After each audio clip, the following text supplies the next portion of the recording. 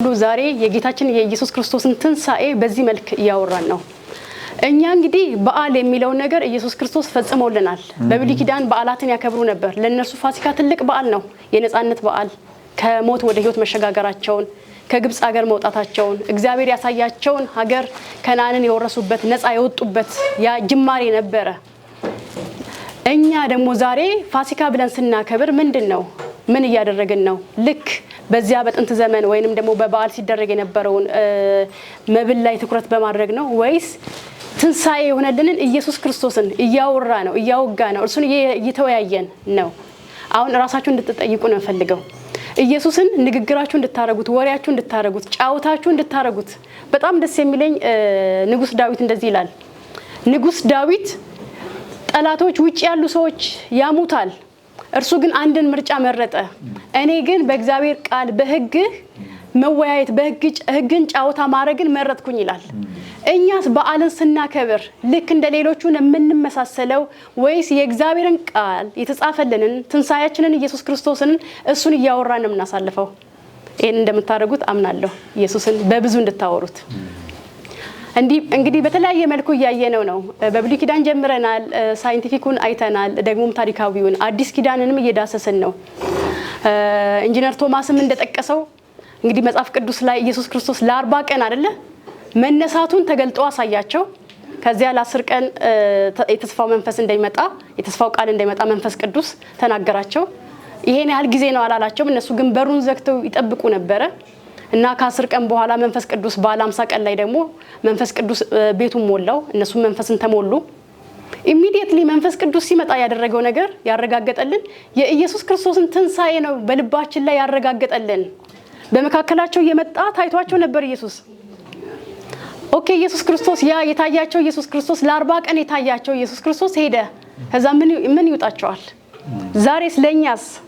ኦኬ እነሱ ድል ቀንቷቸው አዩ። ነገር ግን እግዚአብሔር እንዲሁ ኦርፋን አላረጋችሁም አይደለ? ወላጅ እንደሌላችሁ አልተዋችሁም አለ። ለምን? መንፈስ ቅዱስ የሥላሴ አካል የሆነው መንፈስ ቅዱስ መጣና የጌታችንን የኢየሱስ ክርስቶስን ትንሳኤ ከዚያ ጊዜ ጀምሮ እስከ ዛሬ እስከ ቤተክርስቲያን ዘመን በሙሉ የኢየሱስ ክርስቶስን ትንሳኤ እያረጋገጠልን በልባችን ላይ እየገለጠልን ያለው ጌታ የተመሰገነ ይሁን። አሜን። ይህንን የእርሱን ትንሳኤ አርኪኦሎጂው ምን ይላል? ምን ማስረጃ አለ በዚያ ዙሪያ? ከፓስተር ሚሊዮን ጋር ደግሞ እሱን እንከታተላለን። ክብር ለአምላካችን ለእግዚአብሔር ይሁን። አሜን። በእርግጥ በጣም ልብ የሚነካ ደስ የሚያሰኝ የውይይት ጊዜ እያደረግን ያለ ነው። ኢንጂነር ቶማስ እንደነገረን ትንሳኤ ለኔና ለናንተ የህይወታችን መስመር ጻፍኳት እዚህ ጋር። ለኔና ለናንተ የሃይማኖታችን መስመር ሳይሆን የህይወታችን መስመር ነው። እሺ ክርስትና ህይወት እንጂ ሃይማኖት አይደለም። ጌታችን ኢየሱስ ክርስቶስ ወደዚህ ምድር ሲመጣ የመጣበት ዋናው ዓላማ ሃይማኖት ማቋቋም አይደለም። የሚደንቀው ያገለገለበትን ዘመን የኖረበትን አስተሳሰብ ብትመለከቱት በብሉይ ኪዳን ዘመን እኮ ነው የኖረው። የብሉይ ኪዳን አስተሳሰብን ነው የተከተለው። ኢቭን ሌላው ቀርቶ ያደረጋቸውን ታምራቶች እንኳን አፕሮቭ ሲያደርግ ምን አለ? ሂድና ራስን ለካህን አሳይ ነበር የሚለው። የብሉይ ኪዳንን ስርዓት እንዲከተሉ ነበር ያግዛቸው የነበረው። ምን ማለት ነው? በመገፋታቸው ምክንያት ደቀ መዛሙርቱ ሌላ በህይወታቸው ውስጥ የራሳቸው የሆነውን ህብረት እንዲመሰርቱ ምክንያት ሆናቸው እንጂ እነ ጴጥሮስን እንኳን ሐዋርያት ሥራ ምዕራፍ 3 ላይ ሄዳችሁ ተመለከቱ። ወደ መቅደስ ነበር ለአምልኮ የሚሄዱ። ሌላ ሃይማኖት ማቋቋም አልነበረም የነሱ ታርጌት። የአይሁድ እምነት ይለወጣል፣ የአይሁድ እምነት መሰረት ይሆናል፣ የአይሁድ እምነት በክርስቶስ መዳን ምክንያት ይሆናል የሚል ልብ ነው የነበራቸው። ነገር ግን ባለመቀበላቸውና በመግፋታቸው ምክንያት ይህንን እንዳደረጉ እናውቃለን። እንግዲህ ለኔና ለእናንተም ተመሳሳይ ነገር ነው እየሆነልን ያለው። እኔ ስለ ትንሳኤው በምናስብበት ጊዜ ሁል ጊዜ ደጋግመን እንድናስብ ፈልገው ትንሳኤ የመገለጥ ጉዳይ እንጂ የመረዳት ጉዳይ አይደለም። ይሄን በደንብ አድርገን እንድንይዝ ያስፈልገናል። የመረዳት ጉዳይ አይደለም። ገባኝ የምንለው አይደለም። ሲገለጥ ነው የምናገኘው። ማኒፌስቴሽን ነው፣ ሲገለጥ ነው። የሚገርማችሁ አፒር ነው የሚያደርገው እንጂ ቆይ ብለን ካልኩሌት አድርገን 1+1 ብለን የምንሰራው አይደለም። ለዚህ ነው የትኛው ማስረጃ አፕሩቭ ሊያደርገው ማይችል የትንሳኤን ጉዳይ አፕሩቭ ሊያደርጉ የሚችሉት ዮሐንስ እንደነገረን ነው የሚሆነው ያየነውን የሰማነውን በእጆቻችንም የዳሰስነውን ምን እናደርግላቸዋል እናወራላቸው የምናወራው አይተን ሰምተንና ዳሰን ነው ይሄ ነው ትክክለኛ የትንሳኤ ምስክር መሆን የሚችል አለበለዛስ አይ እንትና ሲናገር ሰምቼው ነበር ብሎ ምስክር መሆን አይቻልም ለዚህ ነው ምስክሮች የተሆናላችሁ ብሎ ደቀ መዛሙርቱንም ያጸናላቸው በዚህ ነው ስለዚህ እንደ ትምህርት ቤት ስናስብ በዚህ እንደ ተሰበሰብን ደግሞ የህይወት ሰዎች ስናስብ የክርስቶስ ሞትና ትንሳኤ ለኔና ለናንተ የህይወታችን መስመር ነው የሚለው በደንብ አድርገን አስምረንበት እንድናልፈልጌ ነው እንግዲህ አስቀድመን ሳይንሳዊ ማረጋገጫዎቹን ለማየት ሞክረናል ምክንያቱም ሳይንሳዊ ማረጋገጫዎች ኦፍ ኮርስ ቀደም ያነሳናቸው ጥቂቶቹ ብቻ ሳይሆኑ በርካታ ሐሳቦችን ማንሳት ይቻላል ነገር ግን ከዚህ ሰዓት አንፃር ልንጠቀም እንችለው በዚህ ልክ ስለሆነ ታዲያስ ስነ ቅርሳዊው ወይንም አርኪኦሎጂካል አፕሩቭመንቱስ ምንድነው የሚሆነው ስነ ቅርሳዊ ወይም አርኪኦሎጂካል ማረጋገጫው ከዚህ የሚከተሉትን ሶስት መሰረታዊ ነገሮች አሁንም ላንሳ እንዳልኳችሁ ብዙ ነገሮችን ማንሳት እንችላለን ነገር ግን አሁንም ሶስቱ ላይ ብቻ ትኩረት ላድርግ ምናልባት አዲሽናል ቅድም ስለተነካ አንዱን እንደ አራተኛ ኮሰዳችሁት ብዙ አያስቸግረኝም ግን በመሰረታዊ ነገር ይሄን እንድናስብ ፈልጋለሁ የአርኪኦሎጂ ባለሙያዎች በሮም ዘመን የነበረውን የስቅላት ሞትን ማሳየት የሚችሉባቸውን ማስረጃዎች ማግኘት ችለዋል አሁን እዚህ ጋር እንድትይዙልኝ መፈልገው ጌታ ኢየሱስ ክርስቶስ የሞተው ሮም ይገዛ በነበረበት ዘመን ነው ሮም እንደሚታወቀው በታሪክ ውስጥ የ410 ዓመት የመግዛት ዕድል አግኝቷል በዳንኤል ትንቢት መሰረት ባቢሎን ፋርስና ሜዶን ግሪክና ሮም አይደለ ያየነው ጌታ ኢየሱስ ክርስቶስ የዘመኑ ፍጻሜ በደረሰ ጊዜ በገላትያ ላይ የተገለጸው ሐሳብ የሮም ዘመንን ነው የዘመኑ ፍጻሜ የሚለው የሮምን ዘመን ነው በሮም ዘመን ብዙ የሚያስደንቁ ክስተቶች ነበሩ ከነዛ ውስጥ በዚህ ርዕስ ላይ መሰረታዊ ሊሆንልን የሚችለው የአሟሟት ስርዓት ነው ስለ ኢየሱስ ሞት ለማውራት በዛ ዘመን የአሟሟት ስርዓት ምን ይመስል ነበር ይሄንን በደንብ አፕሩቭ ማድረግ ያስፈልጋል ስለዚህ የአርኪኦሎጂ ተመራማሪዎች በዛ ዘመን ሰው ይገደል የነበረው በተለይ ወንጀለኛ ከባድ ወንጀለኛ ተብሎ የሚታሰብ ሰው ይገደልበት የነበረ የአሟሟት ስርዓት ነበረው ያም የመስቀል ሞት ነው ይህ የመስቀል ሞት በሮማውያን አፕላይ የተደረገ በግሪካውያን ፍልስፍና የተረጋገጠ አስተሳሰብና አመለካከት ነው እንዲሁ ብቻ ሃይላይት ላስቀምጥ እዚህ ጋር ስለ ኢየሱስ ሞት ስናነሳ የሮም የአሰቃቀል ስርዓት መልእክቱ እንዲህ ነው እኔን ያየህ ተቀጣ ነው መልእክቱ ሮማውያን ያንን የአሰቃቀል ስርዓት ሲፈጽሙ የሚፈጽሙት በሮም ፖለቲካ ላይ ብትነሱ ዋጋችሁ ይሄ ነው የሚሆነው የሚል መልእክት ነው የሚያስተላልፉት እንደምታውቁት ዓለምን በመግዛት ሂደት ላይ ለ410 ዓመት ሮም እንድትገዛ ምክንያት ይሆናል አንዱ የአገዳደል ስርዓቷ ጭካኔ የተሞላበት ስለነበረም ጭምር ይገርፋሉ ይቀጣሉ ያሰቃያሉ በመጨረሻ በአደባባይ ሰው ሁሉ ሊያየው በሚችል ሁኔታ ይሰቅላሉ የሚደንቀው ግን መጽሐፍ ቅዱሳችን በዮሐንስ ወንጌል ምዕራፍ 3 ላይ እንደሚናገረው ሙሴ አስቀድሞ እንደተናገረው ጌታ ኢየሱስ ያንን ቃል በተለይም በዘኍልቍ ምዕራፍ 21 ላይ ያለውን ቃል ኮት አድርጎ የሚናገረው እጅግ በጣም ልብ የሚነካ መልእክት አለ ሙሴ በምድረ በዳ እባብን እንደሰቀለ በእርሱ የሚያምን ምን እንዲኖረው የዘላለም ሕይወት እንዲኖረው እንጂ እንዳይጠፋ የሰው ልጅ ምን ይሆን ዘንድ ይገባዋል ይሰቀል ዘንድ ይገባዋል ሃው በአደባባይ ሙሴን በናስ የተሰራውን እባብ ስቀል ሲለው በአደባባይ ላይ ነበር አደባባይ ሰው ሁሉ ሊያየው በሚችል ሁኔታ ኃጢአተኛ የሆነ ትውልድ በሙሉ ሊያየው በሚችል ሁኔታ እንደምታውቁት ዘኍልቍ ምዕራፍ 21 የሚነግረን ይሄን ህዝቡ ኃጢአትን አደረጉ በኃጢአታቸው ምክንያት እባብን ላከባቸው እባብ የኃጢአት መርዘኛ ውጤት ነው እንደምታውቁት የኃጢአት ውጤት ነው ያን ጊዜ ግን የሚደንቀው ነገር ወሰደና እባብን ሰርተህ ስቀለው አለው ከዛስ የናሱን እባብ የሚያይ ሁሉ ምን ይሆናል አለ? ይድናል። በአደባባይ የመሰቀሉ ዋናው ምክንያት ሰው ሁሉ ምን ማድረግ እንዲችል ነው? ማየት እንዲችል። ያንን ነው ጌታ ኢየሱስ ኮት ያደረገ። ምንም እንኳን ሮማውያን ለቅጣት ቢጠቀሙበትም እግዚአብሔር ግን መለኮታዊ አጀንዳውን ለማስፈጸም ተጠቅሞበታል። ክብር ለእግዚአብሔር ይሁን። ስለዚህ የኢየሱስ ሞትና ትንሣኤን ስናወራ የኢየሱስ ሞት ለኔና ለናንተ ለዓለሙም ሁሉ ዕዳችንን የከፈለበት፣ በተለይም ይህንን የቴሌቪዥን ፕሮግራም በአንድም በሌላ መንገድ በእነዚህ ድረገጾች የምትከታተሉ ወንድሞቼና እህቶቼ ልብ ልትሉት የሚገባው ነገር የኢየሱስ ክርስቶስ ሞትና ትንሣኤ የሃይማኖት በዓል ማከናወኛ ሳይሆን የህይወት የለውጥ መስመር እንደሆነ እንድታሰምሩበት እፈልጋለሁ። እንግዲህ በዚህ መንፈስ ውስጥ ሆነን ነው ጌታ ኢየሱስ ክርስቶስ ሞቷል ብለን ስንል አርኪኦሎጂካል ማረጋገጫ የሆነው አንዱ ማስረጃ በዛ ዘመን የነበረ ሮማውያን ይቀጡበት የነበረበትን የአሟሟት ስርዓት የተገኘ ቅሪታ አካል ነው። አርኪኦሎጂስቶች ቅሪታ አካል አግኝተዋል። ያ ያገኙት ቅሪታ አካል ተመዝግቦ የተቀመጠው እንዲህ የሚል ነው። በ1968 ዓመተ ምህረት በኢየሩሳሌም አቅራቢያ በሚገኝ ቦታ ላይ በሚስማር የተቀረቀረበት የተረከዝ አጥንት በአንደኛው ክፍለ ዘመን አግኝተው የስቅላቱ ሂደት ምን ይመስል እንደነበረ ማሳያ ሆኖ ቀርቧል። ይሄ በደንብ ታንጀብል የተረጋገጠ ስርዓት ነው። ጥሩነቱ የኢየሱስን ስጋ ወይም ቅሪታ አካል ለምን አላገኙትም ካለን ምን ሆኗል? ተነስቷል።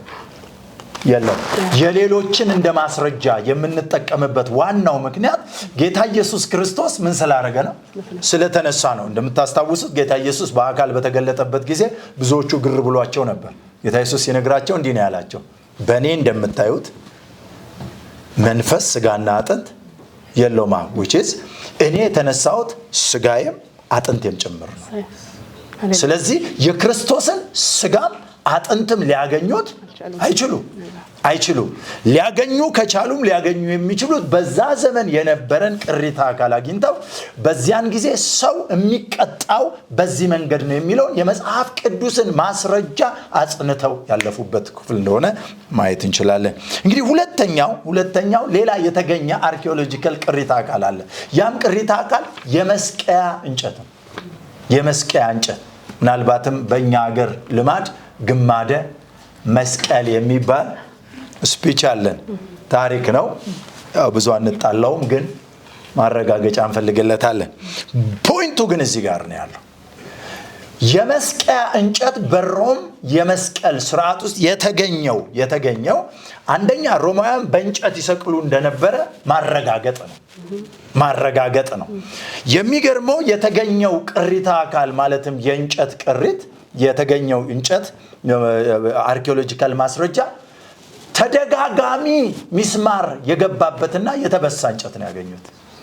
በርካታ እንጨት ምን ማለት ነው? ይሄ የሚያሳየው ሮማውያን ሲቀጡ እንጨት መጥረብ አያስፈልጋቸውም። አንዱን በቀጡበት ሌላውንም ይቀጡበታል። አንዱን በቀጡበት ሌላውንም ይደግሙበታል። ምክንያቱም ለአንዱ የተሰራው ለሌላውም ይሆናል። ያንን አውርደው ከቀበሩ በኋላ እንደገና ሌላውን ደግሞ አውጥተው በዛው እንጨት ይጠቀማሉ። ምን ያህል ጭካኔ የተሞላበትና እጅግ ከባድ የሆነ ያሰቃቀል ስርዓት፣ እነሱ ፖለቲካቸውን ለማጽናት የሚጠቀሙበት ስርዓት እንደሆነ መርሳት የለብንም። ከፖለቲካው አስፔክት አንፃር ያለው ልብ ይሄ ነው። ለኔና ለናንተ ግን ዕዳ የተከፈለበት አሜን። ኢየሱስ እንዳለ በእርሱ የሚያምን የዘላለም ሕይወት እንዲኖረው እንጂ እንዳይጠፋ የሰው ልጅ ይሰቀል ዘንድ ይገባዋል። ክብር ለኢየሱስ ይሁን። አሜን። ከዚህ የተነሳ የተገኘው የእንጨት መስቀያ ለአንድ ጊዜ ብቻ ሳይሆን በተደጋጋሚ ሰዎችን ለመስቀል ጥቅም ላይ የዋለ ማስረጃ ሆኖ እናገኘዋለን። ሶስተኛው ሁለት ነገሮችን ነው የሚይዘው። የመጀመሪያው ቀድሞ ስለተነገረ እንድትይዙ ፈልጋለሁ። ግን በአርኪኦሎጂካል ማስረጃነት ሆኖ የቀረበው አንደኛው በባዶ መቃብር ውስጥ የተገኘው የከፈኑ ጨርቅ። የከፈን ጨርቅ ማለት ኢየሱስ ክርስቶስ በሞተበት ጊዜ የተጠቀለለበት ጨርቅ ማለት ነው። የተጠቀለለበት ጨርቅ ማለት ነው። ይሄ በሳይንስም በአርኪኦሎጂም ምርምር ተገኝቶ የተረጋገጠ ነው። ያንን ሲያረጋግጡ ያዩት መሰረታዊ ነገር አለ። ይህንን ጨርቅ ቼክ በሚያደርጉበት ጊዜ አንደኛ ግርፋቱን እንደምታስታውሱት ጌታ ኢየሱስ ክርስቶስ ከመሰቀሉ በፊት ምን ሆኖ ተገርፏል። በጨርቁ ላይ የግርፋቱ ምልክት ተገኝቷል። አንድ ሁለተኛው የሾህ አክሊሉ ጭንቅላቱ ላይ የነበረው ደም ምልክት ሆኖ ማሳያ ሆኖ ተገኝቷል። ራሱን ያለ ምስክር የማይተው ጌታ። ሶስተኛው የጎኑ በጦር የተወጋበት ቦታ ጨርቁ ላይ የተገኘ ማስረጃ ነው።